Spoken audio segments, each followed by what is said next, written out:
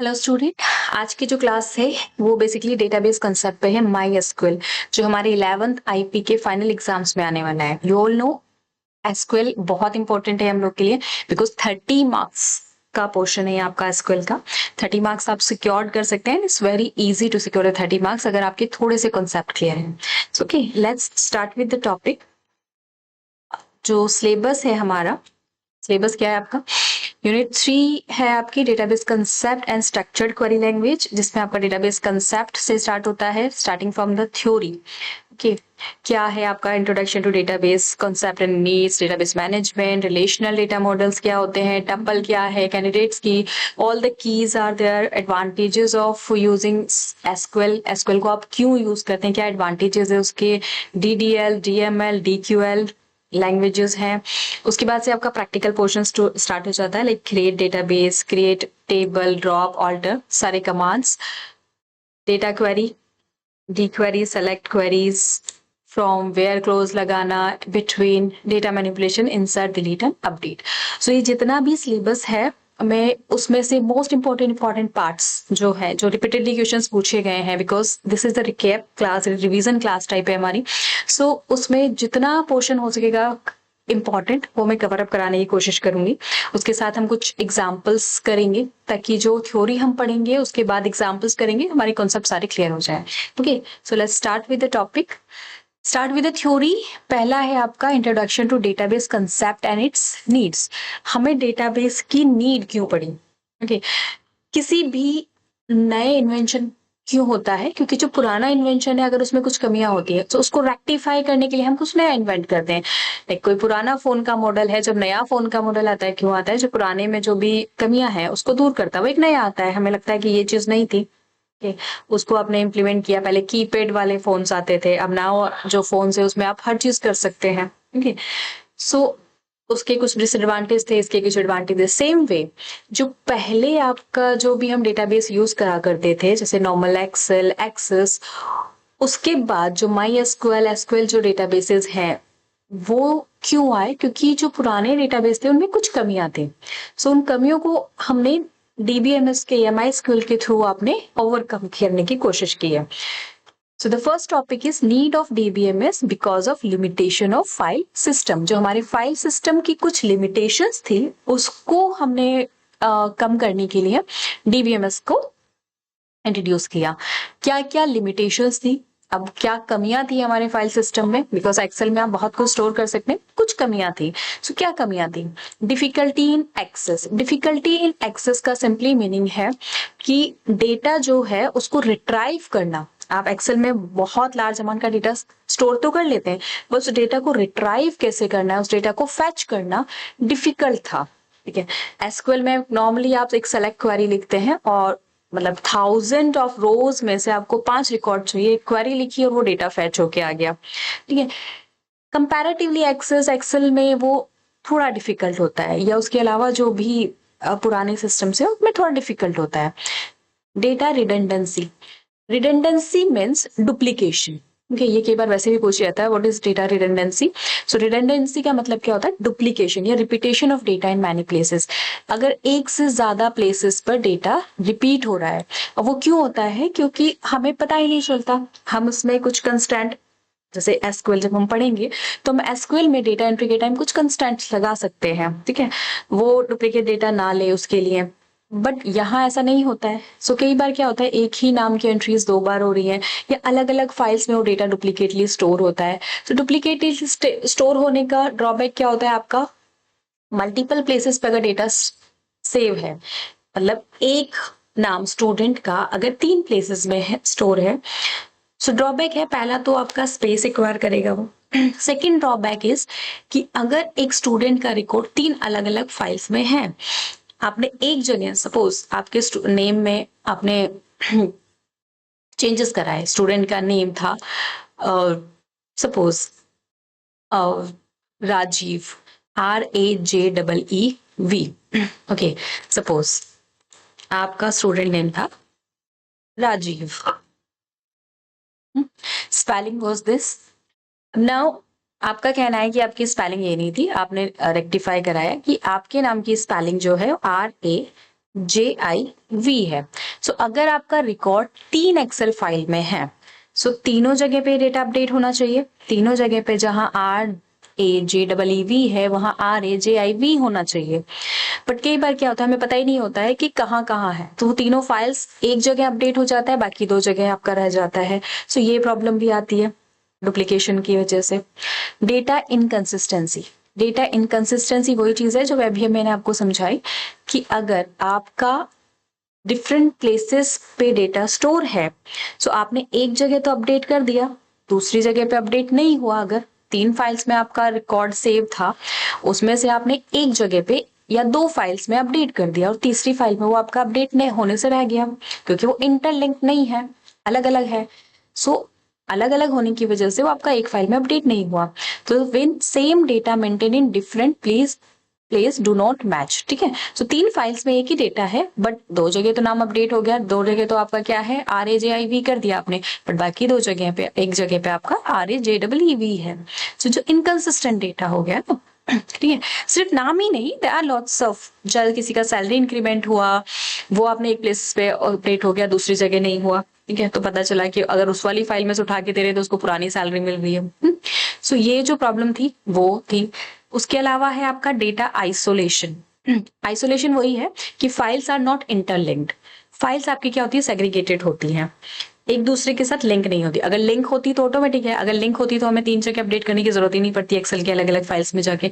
हमें क्या करना होता, सिंपली एक जगह अपडेट करते, ऑटोमेटिकली दूसरी जगह अपडेट हो जाती। Suppose let's see, this is a file, excel की एक फाइल है, इन्वेंट्री रिकॉर्ड का डेटा है हमारे पास, जिसमें क्या है, आपका प्रोडक्ट आईडी है, प्रोडक्ट नेम है, opening stock, purchase stock, number of unit sold, hands in stock, cost price and total, ठीक है। प्रोडक्ट है हमारा लैपटॉप, ओपनिंग स्टॉक था इसका 50, परचेज हुए 20, number of unit sold 10, hands in stock 60। सो ये आपने एक पूरा रिकॉर्ड मेंटेन कर रखा है आपका इन्वेंट्री का, कि आपके पास कौन कौन से प्रोडक्ट है, उनका प्रोडक्ट आईडी है, स्टॉक क्या है, कितने सेल हुए हैं, कितने बचे हैं। ये एक फाइल है, ठीक है। सेकेंड फाइल है आपकी एक ऑर्डर फाइल, जिसमें आपने क्या किया है, same product ID, product name, purchase order, आपने एक ऑर्डर प्लेस करने वाली फाइल है कि जो बिल्कुल खत्म हो रहे हैं उनको आप ऑर्डर प्लेस कर रहे हो, ठीक है। सो अगर यहाँ पे कोई चीज का आईडी, यहाँ पे कोई चीज आपने चेंज की है, मॉनिटर स्टैंड, यहाँ अगर आपने स्पेलिंग चेंज की है, या यहाँ पे कोई फाइल आपकी परचेज होके आई है, तो ये वाला रिकॉर्ड आपको मैन्युअली यहाँ भी अपडेट करना पड़ेगा, क्योंकि ये दोनों फाइलें क्या है, इंटरलिंक नहीं है, अलग अलग है, ठीक है। सो अगर आप यहाँ कुछ चेंज कर रहे हो तो सेम यहाँ चेंज करना है उसके, उसमें माउस पेड का अगर आपका है, ठीक है, this is mouse paid, product number है आपका 132, तो इस फाइल में 132 इज दिस इज 132। अब अगर मैंने यहाँ पे माउस पैड की सपोज स्पेलिंग ही चेंज करनी है, अगर मिस्टेक थी, मैंने यहाँ अगर चेंज कर दिया, गलती से गलत है यहाँ पे, ठीक है, यहाँ कुछ और है, सो दोनों जगह पे बेसिकली हमें चेंज करना पड़ेगा। और सपोज अगर यहाँ पे आपने परचेज ऑर्डर आ गया, यहाँ पे आपने ये फाइल का ऑर्डर दिया 25 और 45 आपके पास माउस पैड और आ गए, तो आपको यहाँ इस वाली फाइल में जाके वहां उसकी क्वांटिटी आपको चेंज करनी पड़ेगी। अदरवाइज यहाँ प्लेस हो गया, यहाँ अपडेट नहीं किया, तो यहाँ तो क्वांटिटी अभी भी लेस दिखाएगा, ठीक है। So this is the drawback of excel, या जो पुराना हमारा फाइल सिस्टम था, कि फाइल्स आपस में लिंक नहीं होती थी, एक फाइल में अपडेट करोगे दूसरी में ऑटोमेटिक अपडेशन नहीं होता है, ठीक है। Data dependence, data stored in specific format और structure in a file, data आपका एक पर्टिकुलर फॉर्मेट में स्टोर होता है। सो डेटा डिपेंडेंस, अगर आप डेटा पे डिपेंडेंट होते हो कि डेटा का एक पर्टिकुलर फॉर्मेट है, उसी फॉर्मेट में आपको वर्क करना होगा, सो आप डेटा के फॉर्मेट पे डिपेंड हो जाते हो। Control data sharing, control data sharing मतलब data either available to everyone और नो वन, ठीक है। जैसे कुछ रिकॉर्ड्स होते हैं, जैसे आप स्टूडेंट मॉड्यूल की बात करें, कुछ रिकॉर्ड्स हैं आपके जिसको आपको, सपोज एक वेबसाइट की आप बात करें, अगर आप एजुडेल की भी वेबसाइट लॉगिन करते हैं, ओके, एजुडेल की वेबसाइट पे क्या है, टीचर मॉड्यूल अलग है, स्टूडेंट मॉड्यूल अलग है। जब आप स्टूडेंट मॉड्यूल पे जाते हैं, आप अपना स्टूडेंट आईडी और डाल के, आपको सिर्फ आपका क्या डिस्प्ले होता है, आपको आपके मार्क्स, मार्क्स से डिस्प्ले होती है। Can you update the marks? नहीं, Let's see the example. edudaily.nic.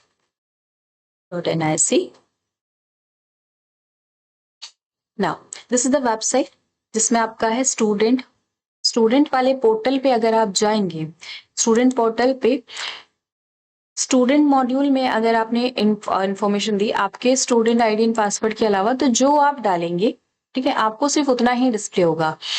अगर आपने टीचर्स की तरह लॉगिन करते हैं तो टीचर का डेटा डिस्प्ले होगा, ठीक है। यूडाइज में टीचर्स के पास यूडाइज का, तो पर्टिकुलरली आपको वो ही चीज डिस्प्ले होती है जो आपकी रिक्वायरमेंट है। टीचर्स का डेटा आपको नहीं डिस्प्ले होता, आप अपने मार्क्स अपडेट नहीं कर सकते वहां पे, ठीक है। तो एक्सेल में क्या होता है कि या तो आपको सब कुछ अवेलेबल होगा, बिकॉज या तो आप फाइल शेयर करोगे स्टूडेंट के साथ, तो अगर आपने फाइल शेयर कर दी तो स्टूडेंट फाइल देखने के साथ साथ अपडेट भी कर सकता है, ठीक है। या फिर आप फाइल शेयर ही मत करो। सो दो ही चीजें हैं। बट यहाँ MySQL में क्या है, आप लिमिटेशंस लगा सकते हो, रेस्ट्रिक्शंस लगा सकते हो कि कौन सी चीज, कितना पोर्शन स्टूडेंट को दिखना चाहिए, कितना पोर्शन नहीं दिखना चाहिए। सो ये सब चीजें हम DBMS के थ्रू कर सकते हैं, जो कि हम पुराने फाइल सिस्टम में नहीं कर सकते थे। Now come to the advantages. ये तो हमारी क्या थी, ड्रॉबैक्स थी। अब DBMS के एडवांटेजेस ऑब्वियस है कि उसके अपोजिट हो जाएंगी। वहां डेटा रिट्राइवल मुश्किल था, यहाँ पे डेटा रिट्राइवल इजीली हो जाता है। हम एक सेलेक्ट क्वेरी लिखते हैं और लाखों रिकॉर्डों में से आपको 5 रिकॉर्ड फैच करके लाके दे देता है इजीली, ठीक है। सो आपका डेटा रिट्राइवल इजी है। Reduce redundancy DBMS help eliminate duplication of data, saving storage space and reducing inconsistencies। Redundancy जो है आपकी, जैसे मैंने पहले बताया कि एक से ज्यादा प्लेसेस पे डुप्लीकेट होना डेटा का, वो रिमूव कर देता है। और वो रिमूव होने से क्या होता है, आपका स्टोर सेविस होता है, और एज वेल एज क्या होता है, आपका इनकंसिस्टेंट डेटा। जैसे होगा कि अगर एक ही जगह पे डेटा है, बार बार प्लेसेस पे नहीं है, तो वो कंफ्यूजन नहीं होगा कि एक जगह आपने अपडेट कर दिया और एक जगह अपडेट नहीं हो रहा। तो इनकंसिस्टेंट डेटा का आपका इंडिपेंडेंस, डेटा इंडिपेंडेंस मतलब DBMS separate data from the application, meaning changes in data structure don't affect the application that uses it। अगर डेटा के स्ट्रक्चर में कोई चेंज होता है तो एप्लीकेशन जो उसको यूज कर रही है उस पर कोई इफेक्ट नहीं पड़ता है। सो डेटा इंडिपेंडेंस है वो आपका, ठीक है। और वहां क्या था, आपका फाइल सिस्टम में डेटा डिपेंडेंसी थी आपकी, ठीक है। सो अगर डेटा चेंज हो रहा है तो एप्लीकेशन चेंज हो रही है। सो वो जो ड्रॉबैक था वो यहाँ पे ओवरकम हो जाता है। एफिशिएंट डेटा स्टोरेज जो है उसके आपके पास काफी होती है, मतलब आप लार्ज अमाउंट में आप इजीली डेटा स्ट्रक्चर कर सकते हैं। लार्ज अमाउंट का डेटा को स्टोर करना, ऑर्गेनाइज करना, उसको रिट्राइव करना, सब कुछ काफी इजी हो जाता है। डेटा सिक्योरिटी आप यहाँ पे काफी ज्यादा है, जैसे कि आप यहाँ पे data can be protected from unauthorized access using password and other security features, जो मैंने एग्जांपल देता है जो डेली के साइट पे, जैसे अगर स्टूडेंट लॉगिन करते हो आप अपना, सो आप उस पासवर्ड के थ्रू सिर्फ वही डेटा आप एक्सेस कर सकते हो जो स्टूडेंट के लिए यूजफुल है, टीचर वाला टीचर के लिए। सो आप एक पासवर्ड प्रोटेक्शन लगा सकते हो कि कौन सा डेटा कहाँ किसको मिलना चाहिए, किसको नहीं मिलना चाहिए, ठीक है। सो डेटा सिक्योरिटी आपकी ज्यादा होती है। बैकअप एंड रिकवरी का फीचर्स भी आपका DBMS के कंपैरेटिवली ज्यादा होता है। जैसे DBMS can automatically backup data. DBMS में एक फीचर होता है कि आप ऑटोमेटिक बैकअप उसमें स्टार्ट कर सकते हो। So in case of failure you can easily recover data without losing important information. So अगर सिस्टम फेलियर होता है सो आपका डेटा का जो बैकअप है वो आपको इजीली मिल जाता है। मल्टी यूजर एक्सेस हमने यही कहा, ठीक है। Multi user can access use the same data at same time, making it ideal for collaborative work, ठीक है। मल्टीपल यूजर एक साथ एक्सेस कर सकते हैं, जैसे कि ऑनलाइन एजुटेल के वेबसाइट को आप मल्टीपल स्टूडेंट्स एक साथ एक्सेस कर सकते हैं। ऑफलाइन भी आपके पास फीचर होता है कि आप डेटा शेयर के थ्रू एक ही डेटाबेस को कई लोग एक साथ एक्सेस कर सकते हैं, ठीक है। So multiple user can access the database. Improve decision making improved कैसे होती है, आप डिसीजन किस बेस पे लेते हो, अगर डेटा परफेक्ट है तो डिसीजन परफेक्ट होगा, ठीक है। So by organizing data effectively, DBMS help in analyzing and generating reports leading to better decision making।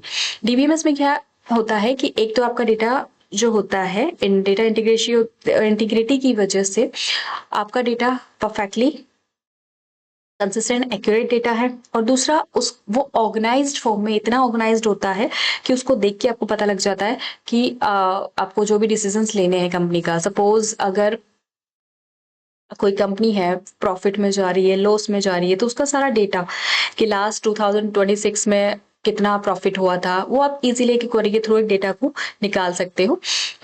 Even report generate करने का ऑप्शन भी होता है उसमें। सो उसके अकॉर्डिंग आपकी क्या होती है, वो डेटा को आप देख के आपकी डिसीजन लेने की कैपेबिलिटी वो इंक्रीज हो जाती है। Easy to update, the last feature is easy to update. ये मेन फीचर्स हैं जो हमें मिलते हैं। There are many lots of advantages, but ये बेसिकली दिस 10 जो हैं वो इंपॉर्टेंट फीचर्स है जो मैंने आपको बताया कि इजीली अपडेट भी हो जाता है। डेटा को अपडेट करना रिकॉर्ड में बहुत ईजी है। आप अपडेट क्वेरी रन करते हैं और डेटा को इजीली अपडेट कर सकते हैं। ठीक है, so these are the initially हमने क्या है डिसएडवांटेजेस देखे हैं फाइल सिस्टम के, देन एडवांटेजेस देखे हैं आपने डेटाबेस मैनेजमेंट के उसके ऊपर। लेट्स दोनों को एक साथ कंपेयर कर लेते हैं। सच जब हम कंपेयर करते हैं, so these are the limitations of file system, these are the advantages. कौन कौन से को मिले, यहाँ हमने क्या देखा था, डिफिकल्टी इन एक्सेस, डेटा को एक्सेस करने में आपकी डिफिकल्टी होती है, जबकि यहाँ उसी का अपोजिट आप याद कर सकते हो, इजी डेटा रिट्राइवल होता है। ठीक है, आइदर आपसे लिमिटेशन पूछे जाए, आइदर आपसे एडवांटेज पूछे जाए, आप साइमल्टेनियसली याद करके रखते हो, 7 भी लिखते हो, बिकॉज मोस्ट प्रोबेबली 2 या 3 मार्क्स का क्वेश्चन आता है। सो अगर आपने ये मेन टॉपिक्स याद रख लिए तो आप उसको अपनी लैंग्वेजेस में एलोबरेट करके लिख सकते हो। So the first is difficulty in excess. Difficulty in excess मतलब डेटा को एक्सेस करना, डेटा को रिट्राइव करना यहाँ पे डिफिकल्ट होता है, यहाँ पे इजी रिट्राइवल होता है। आप सेलेक्ट क्वेरी लिखिए एक इजीली और लॉट्स ऑफ डेटा में से आपको रिकॉर्ड फैच करके ले देता है। ठीक है, सेकंड डेटा रिडंडेंसी। रिडंडेंसी क्या थी आपकी, मैंने पहले बताया, रिडंडेंसी में डुप्लीकेसी। सो यहाँ डेटा की डुप्लीकेसी होती है, यहाँ पे रिड्यूस होती है रिडंडेंसी। ठीक है, ये हम नहीं कहते कि 100% रिमूव हो जाती है, बिकॉज कहीं पे आपको जरूरत होती है तो होता है डेटा रिडंडेंट भी, बट उसको कई हद तक वो रिड्यूस कर देता है। ठीक है, डेटा इनकंसिस्टेंसी। डेटा इनकंसिस्टेंसी मतलब कि डेटा आपका इनकंसिस्टेंट होता है, एक जगह पे आपका अपडेट हो गया, एक जगह पे अपडेट नहीं हुआ, दैट इज इनकंसिस्टेंट डेटा। जबकि यहाँ पे क्या होती है, आपकी डेटा इंटीग्रिटी होती है। ठीक है, डेटा इनकंसिस्टेंसी खत्म हो जाती है। कंसिस्टेंट डेटा होता है आपका, एक्यूरेट डेटा होता है, that is data integrity. Data isolation. Data आपका क्या होता है, आइसोलेटेड फॉर्म में होता है, अलग अलग फाइल्स में स्टोर होता है, जबकि यहाँ पे एफिशिएंट डेटा स्टोरेज होता है, डेटा आपका आइसोलेटेड फॉर्म में नहीं होता। ठीक है, डेटा डिपेंडेंस। ये डेटा डिपेंडेंस होता है, अगर डेटा का फॉर्मेट चेंज हुआ तो आपका इफेक्ट होता है। यहाँ डेटा इंडिपेंडेंस है, मतलब डेटा के फॉर्मेट चेंज होने पे एप्लीकेशन पे कोई इफेक्ट नहीं पड़ता। Control data sharing. Control data sharing मतलब जैसे हमने बताया कि एक्सेल की फाइल को या तो आप कंप्लीटली स्टूडेंट के साथ शेयर कर सकते हो तो वो उसको कंप्लीट एक्सेस मिलती है, या फिर एक्सेस नहीं मिलती है, दो ही चीजें होती है। यहाँ पे क्या होता है, मल्टी यूजर एक्सेस का ऑप्शन होता है। मल्टी यूजर एक्सेस जैसे स्टूडेंट्स के लिए अलग, टीचर्स के लिए अलग, एडमिन के लिए अलग लॉगिन आप डिवाइड कर सकते हो कि किसको कितना पोर्शन आपका डेटाबेस का दिखना चाहिए। लेस सिक्योरिटी होती है और यहाँ डेटा सिक्योरिटी कंपैरेटिवली ज्यादा होती है। ठीक है, तो ये 7 मेन फीचर्स है, मैंने आपको कंपेयर करके दिखा दिए हैं कि जो हमारी लिमिटेशन थी और जो हमारी एडवांटेजेस में कैसे कंपेयर हुए। ठीक है, so they are the basic thing. Now okay, now start with the database management system. आपका डेटाबेस मैनेजमेंट सिस्टम क्या है? A database is a organised collection of records. Database जो आपका है एक ऑर्गेनाइज्ड वे में जो रिकॉर्ड्स को आप कलेक्ट करते हैं, दैट इज डेटाबेस। ठीक है, DBMS, what is the full form of DBMS? DBMS stand for database management system. Full forms पूछ ली जाती है हमसे कई बार। अब कुछ टर्म्स हैं जो आपको आनी चाहिए। Tuple and attributes. रोज को आप टपल्स कहते हैं एंड कॉलम्स को आप एट्रीब्यूट के नाम से जानते हैं RDBMS में। ठीक है, RDBMS में हम क्या करते हैं, रिलेशनल डेटाबेस में RDBMS की फुल फॉर्म होती है आपकी रिलेशनल डेटाबेस मैनेजमेंट सिस्टम। तो टपल्स आपके रोज एंड एट्रीब्यूट आपके कॉलम। अब कैसे याद रखेंगे? ठीक है, मैं सिंपली याद रखती हूँ कि TR लाइक जो बाद वाला अल्फाबेट्स आते हैं, T के साथ R एंड A के साथ C, बिकॉज A स्टार्टिंग में आता है एंड C स्टार्टिंग में आता है, सो A and C। T alphabets में बाद में आता है एंड R भी बाद में आता है, तो T एंड R। ठीक है, वो आप कैसे भी याद रखेंगे, but you need to know कि टपल्स आपके रोज हैं एंड एट्रीब्यूट आपका कॉलम कहलाता है। सो अगर आपको नंबर ऑफ इस टेबल के अंदर बोला जाए कि नंबर ऑफ टपल्स कितने हैं, सो आप नंबर ऑफ रोज काउंट करेंगे, सो 1 2 3 रोज। एंड एट्रीब्यूट काउंट करने को बोला जाए तो ये जो आपकी कॉलम की हेडिंग है 1 2 एंड 3 कॉलम्स काउंट करेंगे। Clear? Now another thing, this is the most important thing, degree and cardinality. ठीक है। डिग्री एंड कार्डिनलिटी अक्सर लास्ट ईयर के एग्जाम्स में आपसे पूछी गई है। 2 मार्क्स का क्वेश्चन आता है जिसमें आपको सिर्फ number of degree and number of cardinality find करके वो नंबर लिखना होता है। No need to define, just write the number. उसके आपके 2 मार्क्स होते हैं। अब वो कैसे पता करोगे? अगर आपको पता होगा कि डिग्री होती क्या है तो आप इजीली फाइंड आउट कर लोगे। सो डिग्री आपका क्या कहलाता है? एट्रीब्यूट या कॉलम को आप क्या कहते हैं? डिग्री कहते हैं। रोज को या टप्पल को आप कार्डिनलिटी कहते हैं। ठीक है। सो सिंपलेस्ट वे में आपकी रोज के जो 2 नाम हो गए वो क्या हो गए? टप्पल एंड कार्डिनलिटी। एंड कॉलम्स को आप एट्रीब्यूट एंड डिग्री। सो अगर आपको किसी टेबल की डिग्री फाइंड आउट करनी है सो इट मीन्स उसके कॉलम्स काउंट करने हैं। सो नंबर ऑफ डिग्री आपकी 3 है इसमें एंड नंबर ऑफ कार्डिनलिटी भी आपकी 3 है। सो ये बहुत अच्छे से याद करें ना। सी डी, ठीक है। C D column degree, C D column degree. R C rows आपका होता है cardinality. Now let's discuss keys in a relation. कौन कौन सी कीज होती है आपके रिलेशन डेटाबेस में?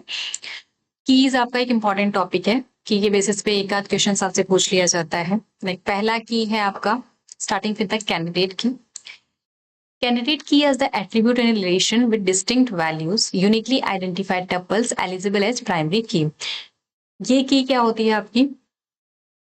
जिसमें डिस्टिंक्ट वैल्यूज होती हैं, यूनिकली आइडेंटिफाई करती है आपके टपल्स को, जो एलिजिबल होती है आपकी प्राइमरी की। हम प्राइमरी की क्यों बनाते हैं? किसी भी रिकॉर्ड में आपको अगर कोई रिकॉर्ड फैच करके लेके आना है सो एक की ऐसी होनी चाहिए ना। अगर मैंने एक क्लास में किसी बच्चे को बुलाना है तो आइदर मुझे उसका नेम पता होना चाहिए या रोल नंबर, आप तभी उसको बुलाएंगे। सो सेम वे डेटाबेस में भी अगर आपको कोई रिकॉर्ड निकाल के लेके आना है सो आपको एक यूनिक की पता होनी चाहिए। बिकॉज नेम कई बार रिपीटेड हो सकता है, एड्रेस रिपीटेड हो सकता है, but the roll number is unique. So अगर आपने रोल नंबर वाइज बोला है या रोल नंबर से बुलाया है तो पता है कि पर्टिकुलर रोल नंबर का स्टूडेंट ही आएगा। सो वो यूनिक की कई बार टेबल में एक से ज्यादा यूनिक की होती है। For example suppose, let's give you an example, suppose this is a table। यहाँ पे आपकी क्या है? आईडी है, नेम है, एज है, Aadhaar ID, mobile number and salary. These all are the fields. ID आपकी यूनिक है 1 2 3, this is a unique. Name नहीं हो सकता, एज नहीं हो सकती, Aadhaar ID also unique number. Mobile number भी यूनिक होता है अगर आपने डिफरेंट ये कंडीशंस लगाई है कि नहीं आप सेम मोबाइल नंबर से दोबारा नहीं कर सकते। So mobile number can also be a unique number. So यहाँ पे 3 फील्ड हैं जो कि आपकी यूनिक है। सो प्राइमरी की के लिए जब एलिजिबल क्राइटेरिया है उसमें 3 चीजें होती हैं। पहला होता है आपका कि वो फील्ड आपका क्या होना चाहिए? यूनिक होना चाहिए। दूसरा क्राइटेरिया होता है आपका कि उसमें नल वैल्यू नहीं होनी चाहिए। नल मतलब वो रिकॉर्ड खाली नहीं होना चाहिए। सो फाइल्ड आईडी भी आपका दोनों क्राइटेरिया फिल कर रहा है, आधार आईडी दोनों क्राइटेरिया फिल कर रहा है, मोबाइल नंबर ऑल्सो ये क्राइटेरिया फिल कर रहा है। सो इन तीनों फील्ड जो है आपके वो क्या है? कैंडिडेट्स की कहलाती हैं, क्योंकि तीनों आपकी एलिजिबल है प्राइमरी की के लिए।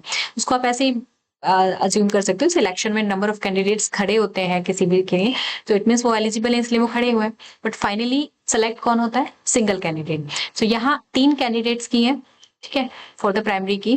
बट फाइनली हम चूज किसको करेंगे? एक को करेंगे एज ए प्राइमरी की। वो डिपेंड कर सकता है आप अपनी चॉइस के अकॉर्डिंग और टेब कंडीशंस के अकॉर्डिंग। सपोज यहाँ मैंने आईडी को प्राइमरी की बना दिया। सो जब आईडी को प्राइमरी की बना दिया सो बाकी 2 जो ऑल्टरनेट कैंडिडेट की आपकी बचती हैं उनको हम क्या कहते हैं? ऑल्टरनेट की। ठीक है। सो यहाँ 3 कीज आपके क्लियर कर दिए मैंने। Primary key is a unique key which does not contain null value. ठीक है। कैंडिडेट की मल्टीपल कीज जब एलिजिबल होती हैं प्राइमरी की के लिए सो उनको हम क्या कहते हैं? कैंडिडेट की कहते हैं।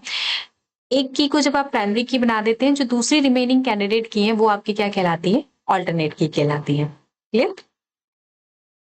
कैंडिडेट की हमारी क्लियर होगी कि keys which are attribute in relation with distinct value होनी चाहिए उनकी। डिस्टिंक्ट मतलब जिनकी वैल्यू अलग अलग हो, जो कि यूनिकली आइडेंटिफाई कर सके टपल को, हम जिसके थ्रू हम टपल्स को आइडेंटिफाई कर सके, और जो कि एलिजिबल होती है आपकी प्राइमरी की के लिए। नेक्स्ट इज द प्राइमरी की। प्राइमरी की भी सेम चीज है आपकी।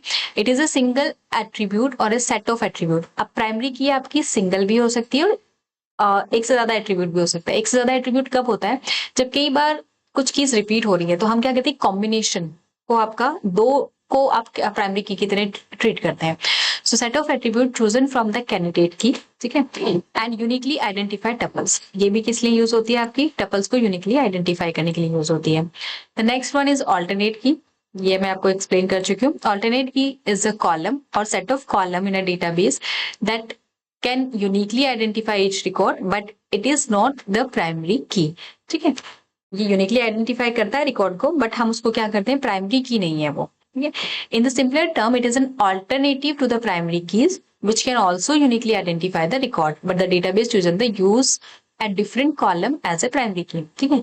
ये भी आपका क्या है, ऑल्टरनेटिव है प्राइमरी की का, जो कि रिकॉर्ड्स को यूनिकली आइडेंटिफाई कर सकता है, बट उसको हमने एज ए प्राइमरी की चूज नहीं किया है। सो तीन की क्लियर हो गई, candidate, primary and alternate. Again बता देती हूँ क्या होता है आपका, जो कीज आपकी यूनिक है, जिनमें नल नॉट नल नहीं है, तो यूनिक वैल्यूज को हम कैंडिडेट की बोलते हैं। नंबर ऑफ एक से ज्यादा यूनिक वैल्यूज हो सकती हैं आपके टेबल में, 2 भी हो सकती हैं, 3 भी हो सकती हैं, तो वो तीनों आपकी कैंडिडेट की कहलाती हैं। जिसको आप एज ए यूनिकली आइडेंटिफाई करने के लिए चूज कर लेते हो, वो आपकी प्राइमरी की बन जाती है, और बाकी जो 2 रिमेनिंग कीज बचती है, 2 या 1 जो भी है, वो आपकी क्या कहलाती है, आपकी ऑल्टरनेट की कहलाती है। Now there is one more, composite primary की। कंपोजिट प्राइमरी की का केस कब होता है, जब एक एट्रीब्यूट, एक सिंगल एट्रीब्यूट अगर प्राइमरी की के लिए सफिशिएंट नहीं है, हम 2 को कंबाइन करके, 2 कॉलम्स को कंबाइन करके एज ए प्राइमरी की यूज कर रहे हैं, तो वो आपकी क्या कहलाती है, कंपोजिट प्राइमरी की।